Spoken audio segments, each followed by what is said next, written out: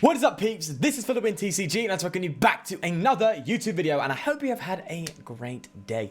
But today we're going to be exploring a very old card. Before it rotates out, why not give this card one more chance? Incineroar GX, the first one that came out in Sun and Moon, one of the very first types of GX that actually was ever released, if I am correct. I believe the first was a Snorlax, is that right? Anyway, before I do that, go off on a tangent, I really wanted to try this deck to see, with the new fire stuff that's been out here, is it actually good? Is this card finally worthwhile? The biggest problem with Incineroar, throughout its whole duration of being out, the biggest thing that held it back was, one, there was no real fire bench support that could really help the deck function. So you were sacrificing Lele's and stuff like that, and bricking a lot. So having a stage 2 deck that doesn't have as much support on the bench is not great. It's not a good idea. Because, for example, in this deck we can't actually play Ninetales because that limits our damage, because we have to have fire Pokemon on the bench. However, with Salazzle now being around, Heat Factory, Welder, these are cards that just give fire decks almost an instant form of consistency. So you can play pretty much anything that's fire. And you're seeing me explore this now with the Charizard that I did yesterday, and today we're doing the Incineroar. Now, Incineroar is an extremely tanky deck. It's meant to take a hit and survive for a long time whilst two-shotting. So it is a two-shotting deck, but it has potential to one-shot some things. You can one-shot a Lele and stuff like that, or a Dedenne, I guess, because you can hit 170 max, I believe. I believe that's the max number you can hit. We have Incineroar, Baby Incineroar in here as well, which did come out in Unbroken Bonds. So we have that for an extra 30 damage. So I believe the max damage you can do with a full bench, plus an Incineroar and a Choice Band is 170, I believe. Yes, because the bench would be 110. So I believe that's the case, because it is 10 plus 20 for every bench. Speaking of, let's get the Salazzle down while we can. I'm a bit worried. With only having one Litten in play, considering we're playing a Vikavolt deck. Those decks are usually pretty good at getting a turn 1 stage 2, so I'm just going to be safe here. Drop down one of these bad boys. And I guess we just go for Catastate to get an extra draw. Let's do that. Energy, that's alright, not that big a deal. We can just discard them if we want to and use Fire Crystal. Now, I was really contemplating playing Welder in this deck because it's not necessarily needed, but there's a big but. Big but. Okay, no, seriously. It can give you a one-shot against Reshiram if you get everything right, because I think it's like 200 damage plus burn. If I'm correct, is it 200 damage plus burn? And if you have the Baby Incineroar plus a Choice Band, that's 260. The burn will bring it to 280, so you get a one-shot on a Reshiram. So I think passing up the opportunity on a one-shot on the best card in the game currently is just like a no-brainer. You don't want to miss it. You want to have that opportunity at least. So I did throw 2 Welders in here just in case we come up against a Tag Team GX deck that we just want to destroy in one hit in a turn. So we have one-shot capability in this deck as well, even though it is a two-shotting deck. So that's really good. That's really good. It's kind of the stuff you need in a deck. You need draw consistency. If it's a two-shotting deck, you need draw consistency, you need survivability, and you also need an option to one-hit KO, which if you think the best two-shotting deck out there, Zoroark, has those options. Zoroark, of course, has incredible draw consistency. It has survivability through Ace of Roller and stuff. And as I said, it does have one-shot capability with its Lycanroc GX. So there is...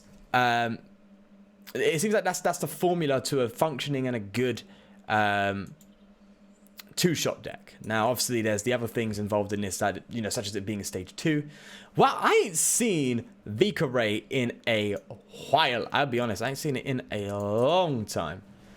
And we are going to come out and start fighting it real quick here. I'm not even going to hesitate. We're just going to bring out Incineroar. We're going to be hitting low damage, I'm afraid, but so be it. Let's get rid of you two. Let's get Incineroar out. Let's get this bad boy out. Let's do it. Okay. It's a shame that we didn't keep the other Litten. Maybe I should have promoted the Salandit, but win some, lose some, right? All right, let's do that. Let's see what we get. So we get a Nest Ball. That's good news, and we get an Ultra Ball as well. So we can actually recover these 2 energy and Ultra Ball them away again. to get another benched fire Pokemon. I would rather get the Salazzle though. Just to... Yeah, I think the Salazzle's the better way to go. It's a bit more consistent. So let's rely on the consistency now. And not take any risks here. Let's do that. I think that's the way to go. So, hey, we got another bench. That's another Salandit. All right, I'm not really keen on doing that, if I'm going to be honest. But, there's a big but again. We do have Salazzle GX, which can come in and really start sweeping late game. So, I don't mind putting that down there. That's fine. That's fine with me. You're really good to pull Baby Incineroar this turn. We'll be hitting some pretty good damage. We'll be going up to 150, which would be good.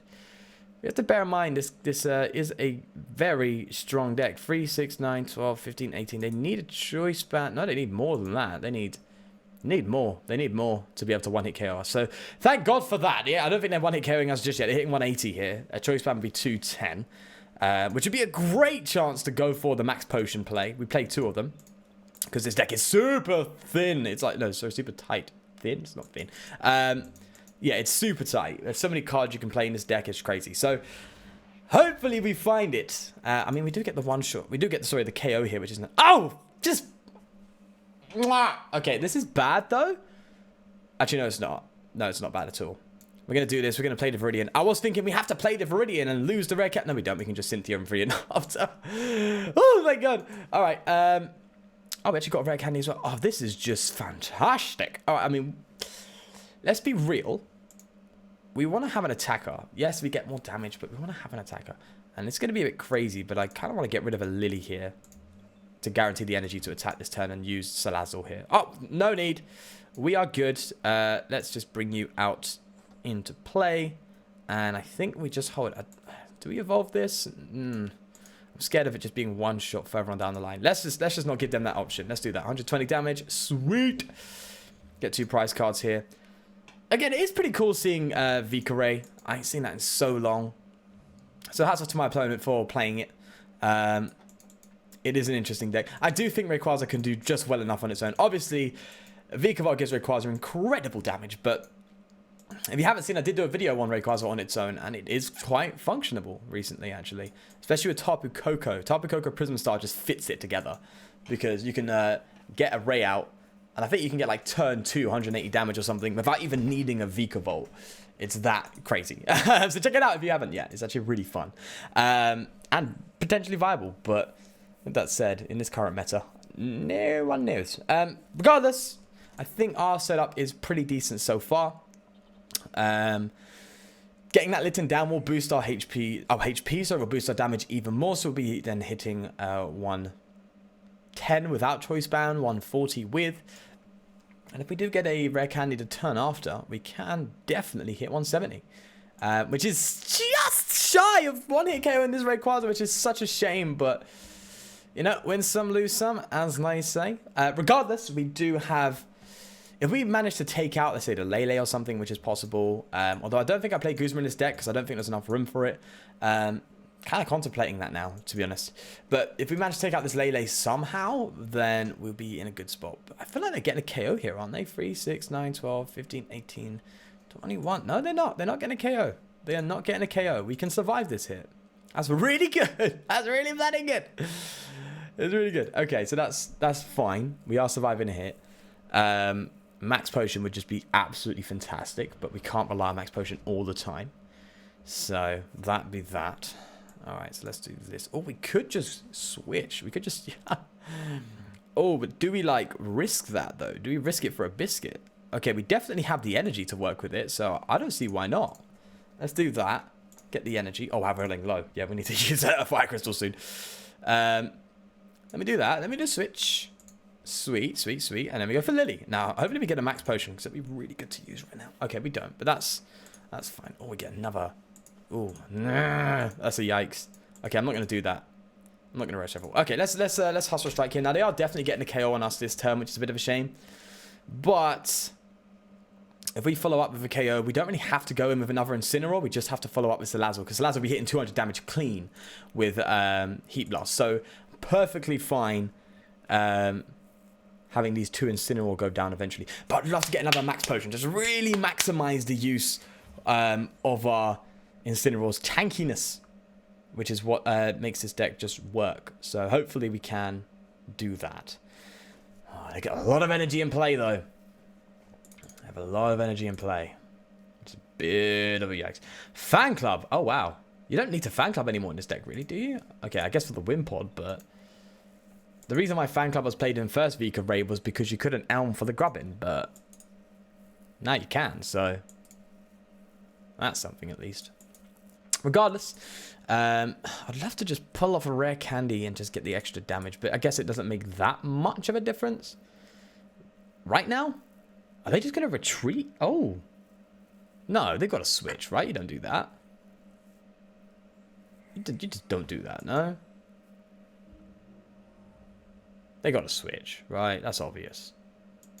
Guzma. Oh! Oh, no, no, no, no. No, like it. Okay, we can, if we get Fire Crystal, GX for knockout, which would be really good. So, I think we have to do that. It's risque, but it's doable. And it is a one-shot, so I don't mind just getting the one-shot here. Hoping they don't... Well, they probably won't follow up, to be honest. We do need that last... Okay, sweet. We do need a Fire Crystal. Oh, la la la la la la. Let's just double check the deck. Yeah, we need a Fire Crystal. Oh, we only have the one. What are the odds?